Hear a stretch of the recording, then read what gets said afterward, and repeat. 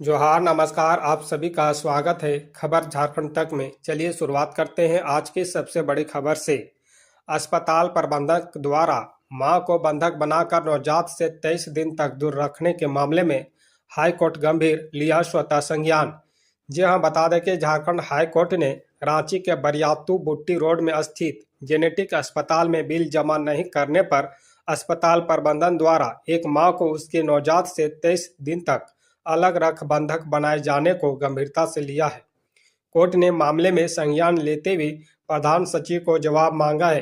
Court ने मामले में रांची सिविल सर्जन को उक्त अस्पताल के रजिस्ट्रेशन की जांच करने का निर्देश दिया है। कोर्ट में मौजूद स्वास्थ्य विभाग के प्रधान सचिव ने आश्वस्त किया है कि जांच कर जेनेटिक अस्पताल प्रबंधन पर कार्रवाई की जाएगी। कोर्ट ने प्रधान सचिव को मामले की जांच कर रिपोर्ट दाखिल करने का भी निर्देश दिया। सुनवाई के दौरान अधिवक्ता दीपक कुमार दुबे की ओर से बताया गया कि जेनेटिक अस्पताल ने पेशेंट के साथ अमानवीय व्यवहार किया है। प्रार्थी की ओर से कोर्ट को बताया गया कि रनिया के बानाबीरा नावा टोली निवासी सुनीता कुमारी को 28 मई को प्रसव पीड़ा होने पर खूंटी सदर अस्पताल ले जाया गया था। वहां से उसे रिम्स रेफर कर दिया गया। यहां आते ही एक ऑटो चालक महिला के पति मंगलू को झांसा देकर जेनेटिक अस्पताल ले गया, जहां महिला ने बच्चे को जन्म दिया। अस्पताल प्रबंधन द्वारा मंगलू से 4 लाख रुपये मांगे गए। जमीन बेचकर 2 लाख उसने दे दिए। शेष 2 लाख देने में उसने असमर्थता जताई। इसके बाद अस्पताल प्रबंधन ने सुनीता को बंधक बना लिया था। जेएसएससी ने झारखंड क्षेत्रीय कार्यकर्ता प्रतियोगिता परीक्षा के लिए नोटिफिकेशन जारी किया। 510 पदों के लिए आवेदन 1 अगस्त से। जी हाँ, बता दें कि 10वीं उत्तीर्ण अभ्यर्थियों के लिए सरकारी नौकरी पाने का सुनहरा मौका है। झारखंड कर्मचारी चयन आयोग की ओर से झारखंड क्षेत्रीय कार्यकर्ता प्रतियोगिता परीक्षा 2024 के लिए नोटिफिकेशन जारी कर भर्ती का ऐलान किया गया है। अधिसूचना के मुताबिक इस भर्ती के लिए आवेदन प्रक्रिया 1 अगस्त 2024 से शुरू की जाएगी। आवेदन शुरू होते ही अभ्यर्थी ऑनलाइन माध्यम से जेएसएससी की ऑफिशियल वेबसाइट jssc.nic.in पर जाकर फॉर्म भर सकेंगे। आवेदन की लास्ट डेट 31 अगस्त 2024 तय की गई है। एप्लीकेशन फॉर्म भरने से पहले उम्मीदवार पात्रता एवं मापदंड की जांच अवश्य कर ले। इस भर्ती में आवेदन के लिए अभ्यर्थी ने आवेदन प्राप्त होने की अंतिम तिथि तक मान्यता प्राप्त शैक्षणिक संस्थान से न्यूनतम मैट्रिक उत्तीर्ण होना आवश्यक है। इसके साथ ही अभ्यर्थी की न्यूनतम आयु 18 वर्ष से कम और अधिकतम आयु 35 वर्ष से ज्यादा नहीं होनी चाहिए। आरक्षित वर्ग से आने वाले उम्मीदवारों को आयु सीमा में निर्धारित वर्षों की छूट दी जाएगी। आयु की गणना 1 अगस्त 2024 को ध्यान में रखकर की जाएगी। बता दें कि इस भर्ती में आवेदन के लिए अभ्यर्थियों को 100 रुपये शुल्क के रूप में भुगतान करना होगा। SC/ST वर्ग के अभ्यर्थियों को 50 रुपये जमा करना होगा। आवेदन शुल्क ऑनलाइन माध्यम से जमा किया जा सकेगा।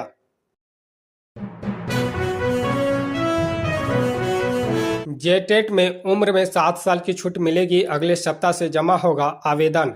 जी हां, बता दें कि राज्य में इस वर्ष 7 साल बाद झारखंड शिक्षक पात्रता परीक्षा यानी कि जेटेट सितंबर में ली जाएगी। इसकी तैयारी अंतिम चरण में है।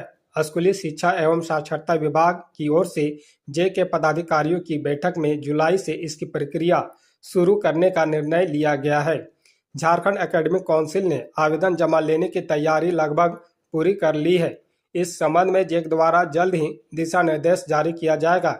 आवेदन जमा लेने की प्रक्रिया जुलाई के प्रथम सप्ताह से शुरू हो सकती है।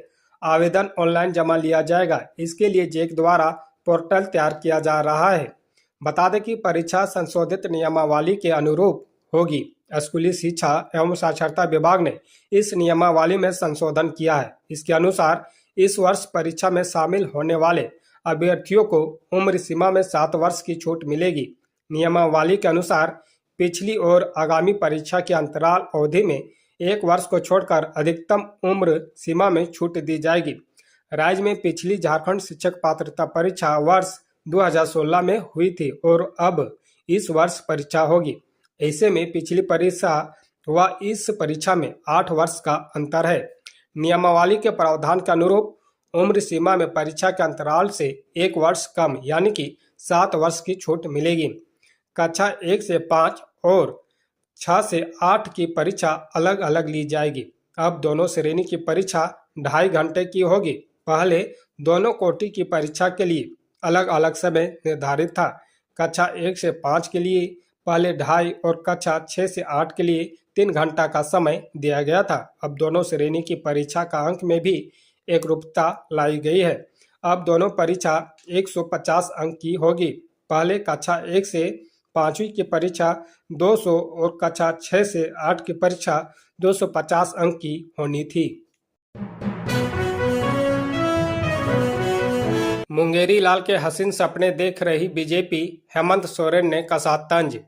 जी हां, बता दें कि हेमंत सोरेन ने जेल निकलने के बाद बीजेपी पर हमलावर रुख अपनाते हुए हमला बोला है। उन्होंने कहा है कि उन्हें झूठे मामले में फंसाकर जेल भेजा गया था। हेमंत ने कहा कि भगवान के घर में देर है, अंधेर नहीं। सच्चाई छुपती नहीं है, वह देर सवेर बाहर आ जाती है। उन्होंने कहा कि वह फिर से जनता का नेतृत्व करने के लिए आए हैं। उन्होंने बीजेपी पर तंज कसते हुए कहा कि बीजेपी विधानसभा चुनाव में जीत का जो सपना देख रही है वो मुंगेरी लाल के हसीन सपने हैं जो पूरा नहीं होंगे। हेमंत सोरेन ने कहा कि लोकसभा चुनाव में इंडिया गठबंधन की जीत हुई है। जीत के कारण झारखंड के आदिवासियों और मूल निवासियों को ताकत मिली है।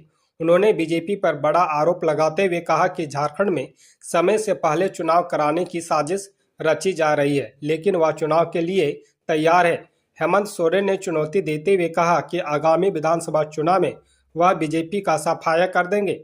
पूर्व मुख्यमंत्री हेमंत सोरेन ने पिछले 5 महीनों से रांची की होटवार जेल में बंद थे। ईडी ने उन्हें 31 जनवरी को लंबी पूछताछ के बाद गिरफ्तार कर लिया था, लेकिन शुक्रवार 28 जून को हाईकोर्ट ने अपने आदेश में कहा था कि तथ्यों से लगता है कि हेमंत के खिलाफ ईडी के सभी आरोप आधारहीन है। अप्रत्यक्ष रूप से हेमंत की कोई संलिप्तता नहीं है और उन्हें राहत देते हुए 50-50 हजार के 2 मुचलके पर जमानत दे दी थी। जेल से छूटने के बाद वह पहली बार कार्यकर्ताओं के सामने आए और सभा को संबोधित किया।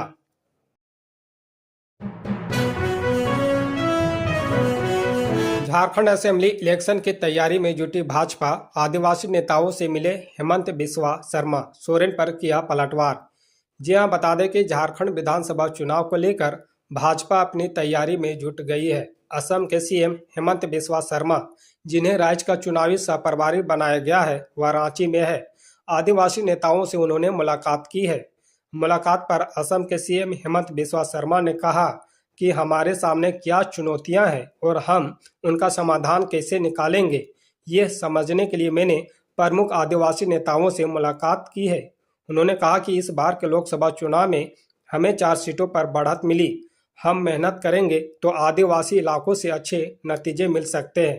हेमंत सोरेन के बयान पर भी हेमंता ने पलटवार किया है। उन्होंने कहा कि वह जेएमएम नेता और पूर्व सीएम है, चुनाव में उनकी भूमिका है। उन्होंने आरोप लगाया कि हेमंत सोरेन ने विधानसभा में जो वादा किया था वह पूरा नहीं किया।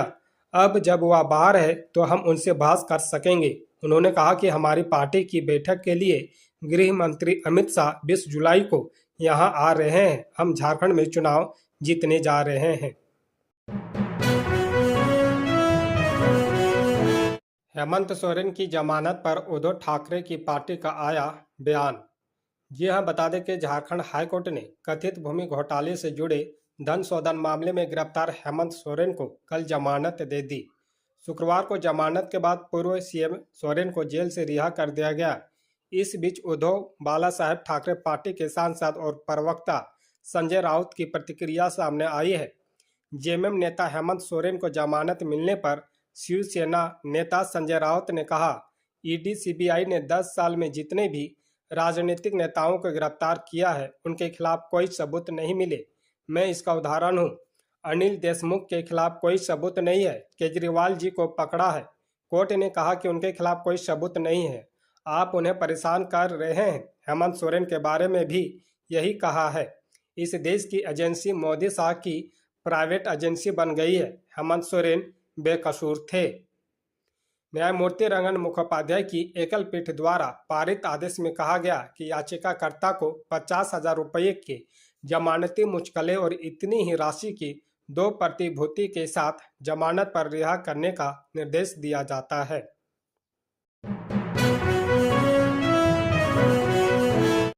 नीट पेपर लीक मामले में सीबीआई का बड़ा एक्शन, झारखंड से पत्रकार को किया गिरफ्तार। जी हां, बता दें कि नीट पेपर लीक में एक तरफ जहां सियासी जंग जारी है, दूसरी ओर सीबीआई ने केस दर्ज करके धड़ाधड़ एक्शन लेना शुरू कर दिया है। एजेंसी ने शनिवार को झारखंड के हजारीबाग से एक पत्रकार को गिरफ्तार किया है। पत्रकार का नाम जमालुद्दीन है, जो एक हिंदी न्यूज़पेपर के लिए काम करता है। उससे ओएसिस स्कूल के प्रिंसिपल और वाइस प्रिंसिपल की कथित तौर पर मदद करने के आरोप में गिरफ्तार किया गया था। गुजरात में सीबीआई की टीमें गोधरा, खेड़ा, अहमदाबाद, आनंद में 7 जगहों पर छापेमारी की है। यह छापेमारी गोधरा पुलिस की एफआईआर के आधार पर की गई है। अधिकारियों के अनुसार ओएसिस स्कूल के प्रिंसिपल एहसान उल हक, उप प्रिंसिपल इम्तियाज आलम को कथित पेपर लीक में उनकी संदिग्ध भूमिका की वजह से शुक्रवार को गिरफ्तार किया गया था। इस मामले में अधिकारियों ने बताया कि आलम को एनटीए का पर्यवेक्षक और ओएसिस स्कूल का सेंटर कोऑर्डिनेटर नियुक्त किया गया है। सीबीआई पेपर लीक सिलसिले में जिले के 5 और लोगों से भी पूछताछ जारी कर रही है। जानकारी के मुताबिक प्रिंसिपल 5 मई को राष्ट्रीय टेस्टिंग एजेंसी द्वारा आयोजित नीट परीक्षा के लिए हजारीबाग जिला ओबरवर्जर था। बता दें कि सीबीआई ने 27 जून को सीबीआई नीट में कथित अनियमितताओं की जांच के तहत पहली गिरफ्तारी की थी। अधिकारियों के अनुसार पटना से गिरफ्तार किए गए 2 आरोपियों आशुतोष कुमार और मनीष कुमार ने कथित तौर पर एक लोकेशन मुहैया कराई गई थी, जहां परीक्षा देने वाले कुछ लोगों को एग्जाम से पहले नीट पेपर और आंसर शीट दी गई थी। पेपर लीक को लेकर 23 जून को सीबीआई ने केस दर्ज किया था।